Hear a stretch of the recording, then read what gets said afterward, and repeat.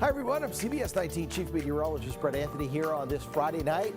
Final Friday of June, last weekend of the month of June. July rolls around next Tuesday. And of course on Friday nights we take a look at Brett's beach ball forecast as we kind of take a deeper dive into the tropics. We're doing this on CBS19 Plus, also on our YouTube channel and on our Facebook page. And I thank everyone for watching here tonight on the Facebook page. If you want to leave some questions, you can. If you have an area that you want to vacation to and you want to make the suggestion, go ahead and do that. But before we get into the tropics, let's talk about this beautiful sunset occurring right now from our CBS19 studio camera looking off to the south and to the southwest. It does tell us we do have a warm weekend ahead, but pretty much an uneventful weekend. We'll have a couple thunderstorms maybe Sunday afternoon, but for the most part, it's just hot and dry.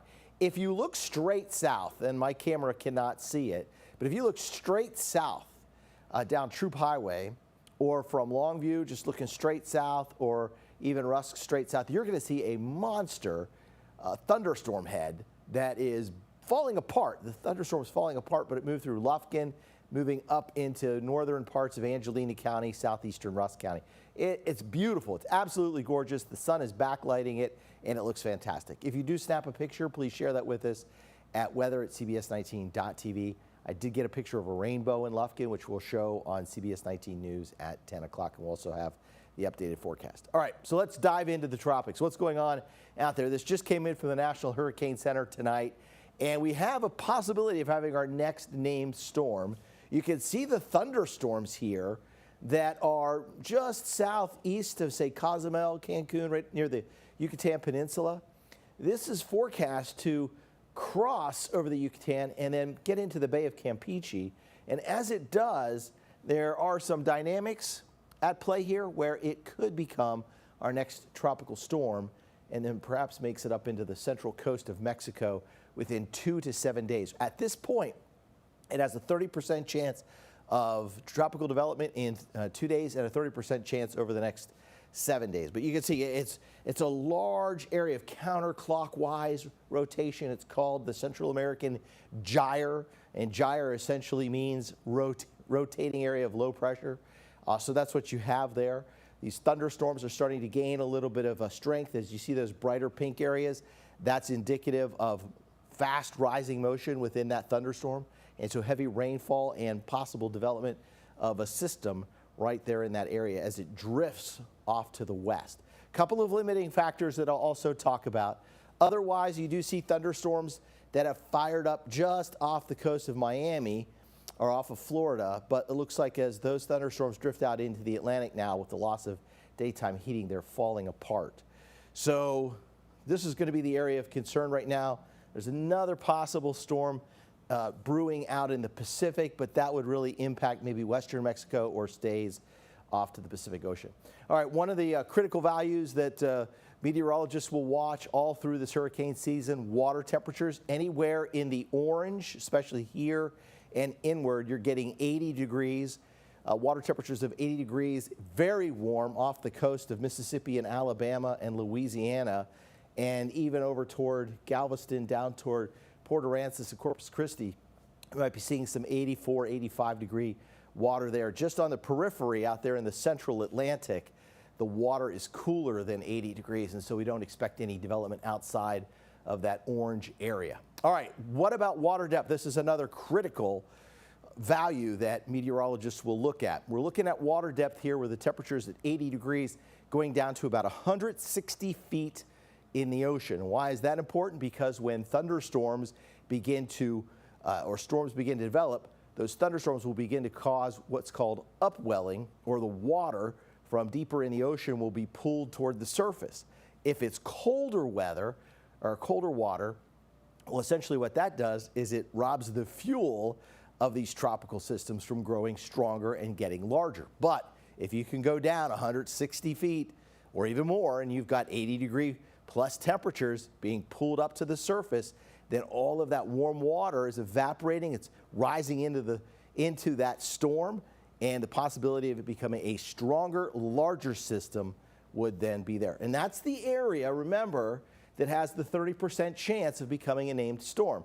On the other side, once you get out into the Bay of Campeche, the water depth is not all that great, so there may be a system where we have a named storm, moves across the Yucatan, and quickly weakens once it gets into the Bay of Campeche, just based on the water depth. But notice it's getting a little bit deeper in the central Gulf, so something to watch. Certainly, especially if you have cruise plans from Galveston the next couple weeks and you're headed down here to Cancun or Costa Maya or maybe all the way down to Belize, or if you're taking a longer cruise that goes all the way over to the Keys or at one of the private islands over here in Florida, this is going to be an area to watch next couple of weeks for possible development. Storm strength, what am I looking at here? We're trying to find some counterclockwise rotation, all right, at roughly about 18,000 feet. You'll see not much going on here over the weekend, but there will be a little area of spin that tries to develop. There's a little area of spin here in the Bay of Campeche, but again, the water's relatively, I mean, it's warm, it's above 80 degrees, it's just not, the depth of that warm water is not extending all the way down to those necessary values. There's another area of spin here west of San Salvador. Out towards San Juan, Central Atlantic, not seeing much. Down towards Central America, not seeing much. Put this into motion. We're looking for that counterclockwise motion again. You'll see right here, that little area kind of flares up through next Wednesday. Overall, nothing super impressive. There's nothing super impressive. There is a little area here off the Florida coast, a little spin that tries to get organized right there by the 4th of July. And so there could be not a tropical storm, but maybe just a little tropical low or low pressure area, coastal low that's very close to the panhandle that would bring plenty of rain from Pensacola, Destin, over toward, let's say, Panama City Beach, all the way down toward Tampa, maybe spreading some rain back toward Gulfport and Gulf Shores. Overall, though, that's what it looks like right now. I'm going to show you here. This is the tropical energy.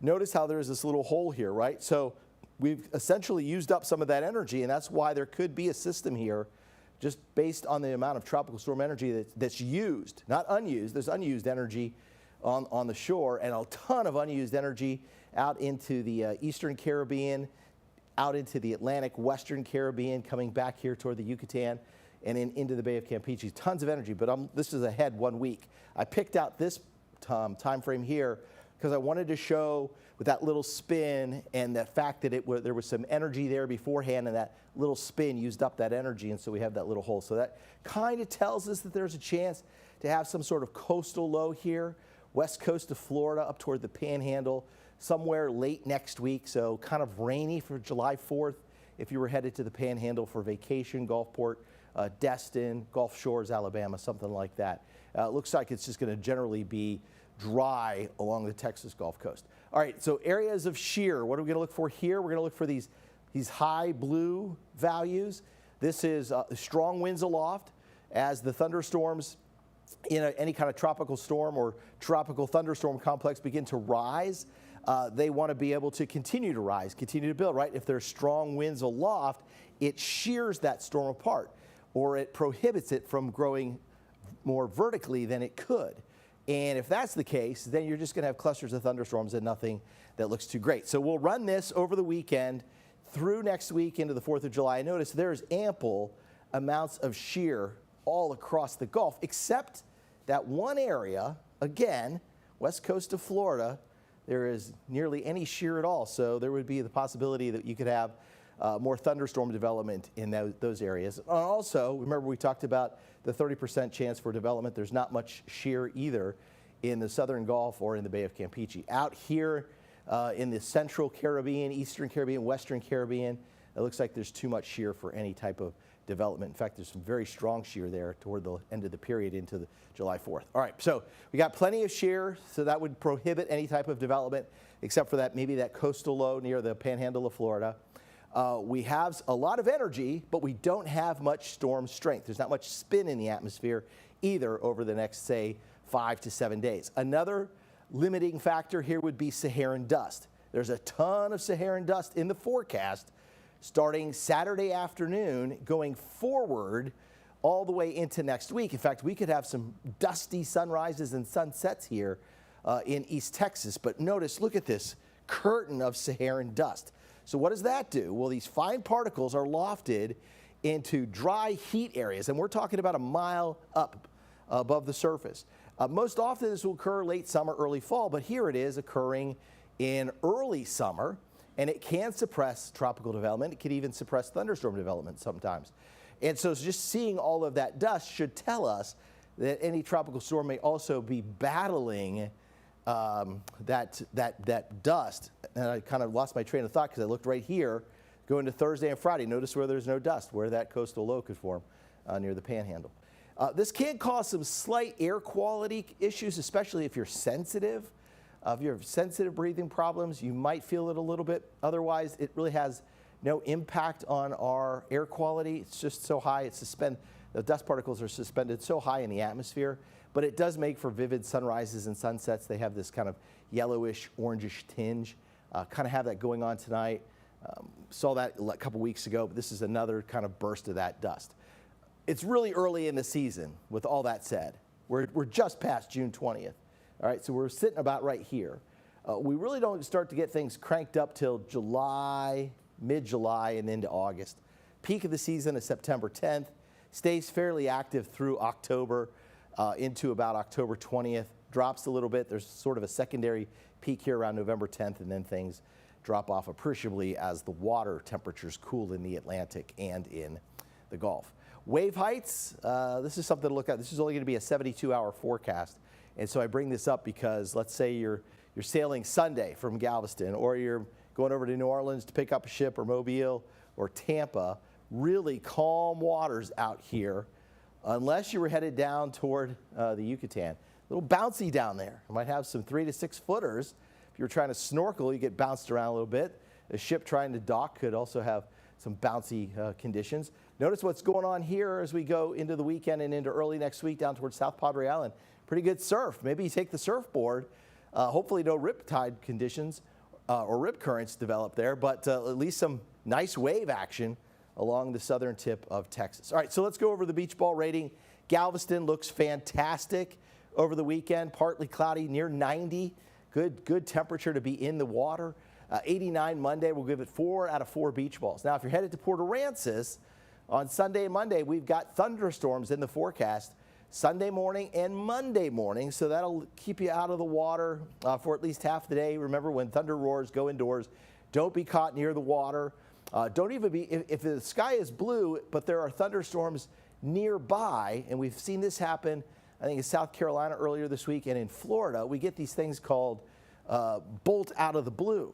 So sometimes you can have a lightning strike 20 to 30 miles outside of a thunderstorm, and the sky can be blue, but that thunderstorm can still produce a lightning strike. So if you're hearing thunder anywhere in the distance, make sure that you're getting indoors. All right, beach ball ready for Gulf Shores forecast. We're going 1 out of 4 for Gulf Shores. Now, it rains every day, but if you're at the beach or you're on vacation, you can't have a 0 out of 4. You've at least got 1 out of 4. So we'd never go 0. If you're at the beach, you're getting at least 1. South Padre Island, breezy Saturday, Sunday, thunderstorms on Monday, 3 out of 4 rating there. And let's take a look at Destin. You got 2 days where there's thunderstorms, so that's a 50. It's a 50-50 ball right there. So 2 out of 4. Gulfport, same holds true. Scattered thunderstorms. We'll go 2 out of 4 on those thunderstorms. Okay, so this is going to be the extended outlook. This is just low resolution data. I'm just going to play this out. We'll stop it at different times along the way. Keep an eye on the Gulf Coast if you're vacationing, if you're cruising to those areas. This will just kind of give you a rough estimate of where we could see showers and thunderstorms. For instance, Sunday, southern Louisiana, coming out of Tampa. Looks good and nice and dry at Costa Maya, Cozumel through next Monday. If you're headed over toward the Bahamas, you got some showers next Monday. We get into Tuesday. Now we've got several afternoon showers and thunderstorms through the Yucatan. There's this Pacific system that has a nice identifiable feature as it moves out into the Pacific. If we saw anything in the next 7 days, perhaps that's the tropical system that has the 30% chance of having development, a cluster of thunderstorms that moves onshore into the central coast of Mexico. Otherwise, looking around, there's not much else going on through the 2nd up until about the 4th. Little frontal boundary perhaps draped across Florida. And so there are certainly some chances for rain out in those locations if you're vacationing in Florida, have travel plans over to the East Coast on July 4th. All right, that should wrap it up for Brett's Beach Ball forecast on this Friday, June 27th, 2025. We appreciate you joining along. You can always like, subscribe, and to our YouTube channel. You can also like and share this video on the Facebook page and also on our CBS19 Plus stream.